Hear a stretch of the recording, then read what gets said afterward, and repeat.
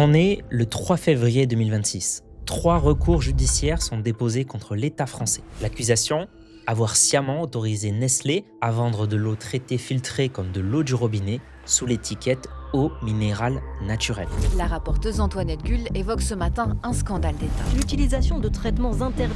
L'État français a-t-il fait passer les intérêts de Nestlé avant ceux des consommateurs? Cette bouteille que vous venez peut-être d'acheter ce matin, vous avez payé combien? 50 centimes, 80 centimes? Eh bien, elle vous a coûté entre 85 et 300 fois le prix de l'eau qui coule dans votre robinet. Oui, 300 fois. Ce n'est pas une nouveauté et comme vous allez le voir, c'est loin d'être isolé. Alors aujourd'hui, je vais vous expliquer comment vous vous êtes peut-être fait avoir depuis votre tendre enfance par le business méconnu et dramatique de l'eau en bouteille. En 2025, dans le top 50 des produits les plus achetés en supermarché, 39 étaient des boissons. Les top 1 et 2, de l'eau cristalline. Le top 5, Volvic. Les top 7 et 8, encore cristalline. L'eau apparaît sous tous ses formats. Le constat est sans appel, les Français achètent massivement de l'eau en bouteille. Et ce, malgré des décennies de débats, l'eau en bouteille ou l'eau du robinet, laquelle est meilleure pour la santé? Alors comment un des marchés les plus rentables au monde réussit à vendre presque le même produit que celui qui coule dans votre robinet pour 300 fois plus cher? Alors il est l'heure d'examiner cette bouteille pour comprendre ce qu'elle contient vraiment. L'histoire du commerce de l'eau en France commence en 1789. Le marquis de Lesser, souffrant des reins et du foie, boit pendant 15 jours l'eau d'une source de Évian-les-Bains. Il constate une amélioration sur ses douleurs et en parle à son médecin qui commence à la prescrire à ses patients. Le propriétaire de la source flaire le filon et commence à commercialiser son eau. C'est ainsi que l'eau d'Évian va voir sa réputation grandir d'année en année. Cette histoire du marquis, Évian la raconte encore aujourd'hui. Sauf que le problème, c'est que rien ne confirme que le marquis a effectivement soigné ses calculs rénaux grâce à cette eau. Ce que la science dit aujourd'hui, c'est qu'il a surtout eu de la chance. Il est tombé sur une eau faiblement minéralisée, ce qui est précisément ce qu'on conseille, mais juste en cas de calculs rénaux. Toute une industrie née d'une coïncidence. Quoi qu'il en soit, en 1908, l'eau d'Évian est mise en bouteille de verre et vendue dans les pharmacies comme eau thérapeutique. On la vend comme une eau légère, à la composition équilibrée en bicarbonate et en minéraux, recommandée pour bien s'hydrater. Danone entre au capital d'Évian en 1964. L'entreprise fabriquait déjà ses bouteilles depuis des décennies. Mais elle décide de passer du contenant au contenu et prend une décision qui va changer l'histoire de l'industrie, sortir l'eau de la pharmacie pour la vendre en grande surface. Le produit ne change pas, la promesse, elle, bascule complètement. On ne vend plus un soin thermal, on vend de la pureté alpine pour tout le monde au quotidien. Perrier suit l'exemple et fait de son eau un prestige accessible à tous. La marque devient numéro 1 mondial de l'eau minérale et c'est exactement le même schéma pour toutes les marques. On vend de la pureté, de l'eau naturelle de source, du bien-être. L'eau de la montagne, captée pour vous par Évian. Le message implicite, l'eau en bouteille vient de la montagne, elle est donc protégée des pollutions humaines. Peu à peu, sans que personne ne l'ait jamais dit explicitement, la conviction s'installe que l'eau en bouteille est naturellement plus pure que l'eau du robinet. Évian invente le slogan « Live Young » et met des bébés dans ses pubs télé. Cristalline suit avec les enfants, Cristalline, c'est mon eau. Cristalline, c'est mon eau. La promesse, cette eau vous rend plus jeune, plus pur, bref, en meilleure santé. Aucune étude ne le prouve, mais ça ne change rien aux ventes. Et puis, un produit plus cher est forcément meilleur, non? Sinon pourquoi Évian vendrait son eau 60 ou 70 centimes le litre quand celle de notre robinet vaut à peine 0,2 centimes le litre? Le cerveau fait le raccourci naturel. C'est plus cher, donc c'est meilleur. Ce biais, on l'appelle l'effet qualité-prix. Quand on n'arrive pas à évaluer la qualité réelle d'un produit, on utilise le prix comme indicateur de qualité. Je préfère son nappage. Celui à 55 $. Je préfère le nappage de celui-là. D'abord, il a meilleur goût. Mais souvenez-vous, il n'y a absolument aucune différence entre ces deux pâtisseries. La seule distinction est la façon dont les gens les ont perçues. C'est exactement le cas de l'eau. Impossible de distinguer à l'œil nu la différence entre une eau d'Évian et une eau du robinet. Et puis, le prix élevé devient parfois un signal social. On est capable de s'offrir de l'eau chère. San Pellegrino, bring your best. Alors on achète. Le résultat, Le voici. Cristalline, eau de source, environ 10 centimes le litre, soit 85 fois plus cher que l'eau du robinet. L'eau minérale moyenne, Contra-Ex Vitel, environ 37 centimes le litre, 185 fois plus cher. Evian, Volvic, le haut de gamme, environ 60-70 centimes le litre, 300 fois plus cher. Avec de tels chiffres, le marché mondial de l'eau en bouteille croît de 6% par an. Il représente 323 milliards de dollars en 2025. C'est plus que le PIB de la Finlande. Et ce mécanisme atteint son paroxysme au Mexique. Une grande partie des Mexicains ne font plus confiance à l'État pour leur garantir une eau potable au robinet. Dans certaines régions rurales, l'eau du robinet n'est pas potable à cause d'un réseau vétuste et de contamination chronique. La population n'a donc pas le choix. Résultat, le pays est le deuxième consommateur mondial d'eau en bouteille par habitant. Dans ces zones particulières, un litre d'eau en bouteille coûte plus cher qu'un litre de Coca-Cola. More available than even fresh water. Biggest consumers of Coca-Cola in the world. More than 800 liters of Coke in a year. Mais en France, on est loin de ça. On a une eau du robinet contrôlée, accessible, pas chère.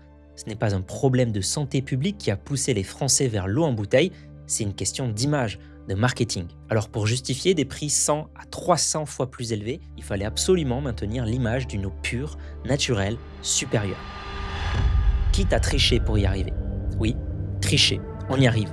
Voilà la suite de l'histoire. En 1992, après une bataille d'un an, Nestlé rachète Perrier pour 8 milliards de francs. Et c'est là que c'est parti littéralement en vrille.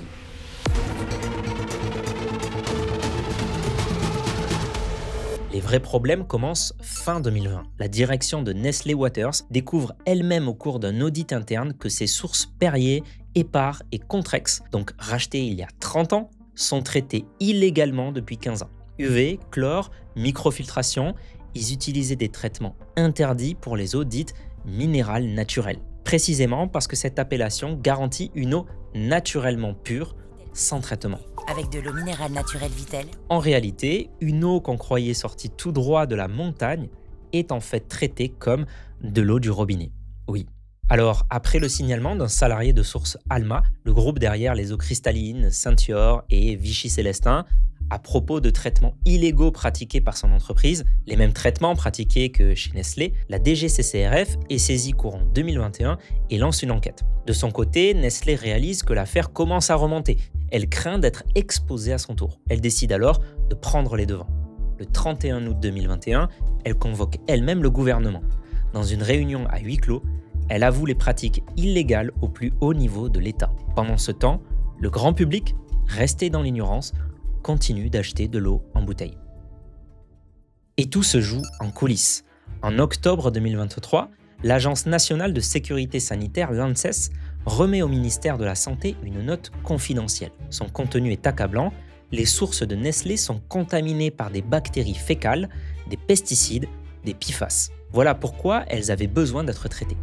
La note reste entre les mains du ministère de la Santé et reste privée, jusqu'à ce que les journalistes mettent la main dessus. Et c'est un scandale d'État. Les gens pensent boire une eau meilleure que celle du robinet. On leur vend très cher, très cher. Pour boire finalement la même eau qu'au robinet. Ouais, c'est pas bien. Une enquête d'investigation menée par Radio France et Le Monde est publiée le 29 janvier 2024 pour révéler cette affaire. Elle repose sur plusieurs éléments concrets, comme des documents internes et des échanges de mails entre Nestlé et les ministères, des notes confidentielles du directeur général de la santé recommandant de suspendre les sites Nestlé. Nestlé admet les faits et paie 2 millions d'euros d'amende en septembre 2024 pour éviter un procès. Son chiffre d'affaires eau en bouteille, 3,18 milliards de francs suisses, soit à peu près 3,5 milliards d'euros. L'amende, moins d'une journée de chiffre d'affaires. En juillet de la même année, Mediapart révèle en citant un rapport de la DGCCRF que ces pratiques existent depuis plus de 15 ans. Nestlé a vendu 18 milliards de bouteilles dont la qualité était équivalente à de l'eau du robinet à un prix 100 fois supérieur. Le gain estimé selon Mediapart, plus de 3 milliards d'euros, un chiffre contesté par Nestlé. Mais ça ne s'arrête pas là. Au moins 30% des marques françaises étaient concernées par ces traitements illégaux. Cristalline, Sentior, Vichy-Célestin, etc.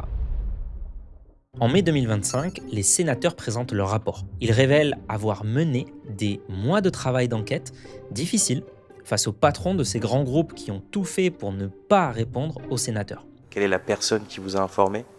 Il n'y avait pas de chef d'équipe technique. Alors, il y avait quelle est la plusieurs personne qui vous a informé, s'il vous plaît ? Il y avait plusieurs personnes qui m'ont informé. Quels sont leurs noms ? Je n'ai pas leur nom et Attendez, j'ai fait le choix. Le rapport dévoile surtout que la décision de ne pas suspendre Nestlé n'a pas été prise par un simple fonctionnaire, elle a été prise à l'Élysée et à Matignon. L'État savait. L'État a pesé le pour et le contre et a choisi de protéger l'industriel plutôt que les consommateurs. La raison évoquée, l'impact économique. Nestlé Waters emploie des milliers de salariés en France et la révélation publique aurait pu tuer ces marques emblématiques.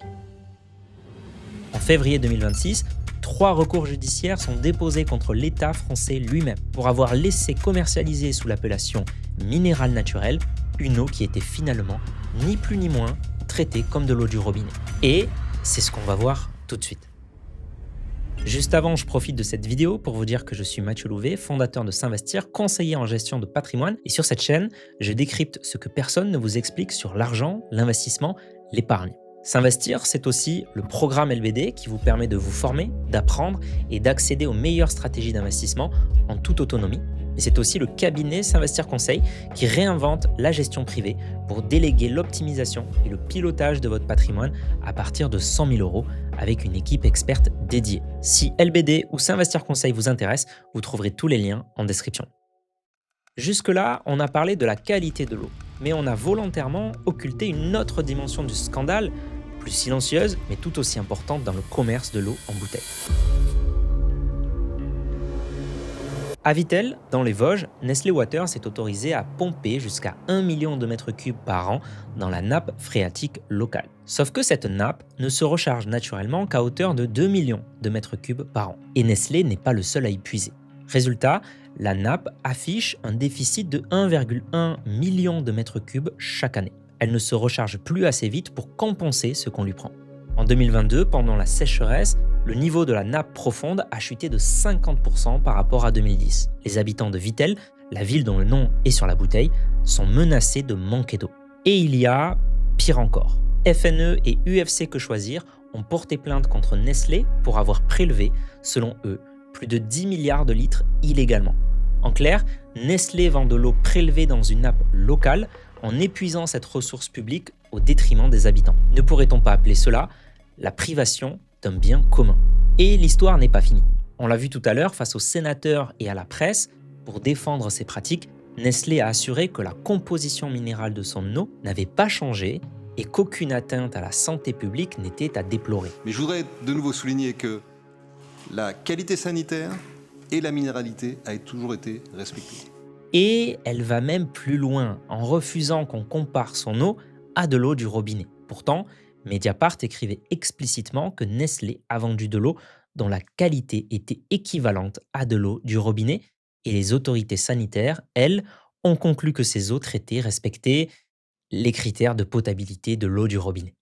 Il y a toujours 3 recours contre l'État pour cette raison. Alors justement, ça ouvre une vraie question.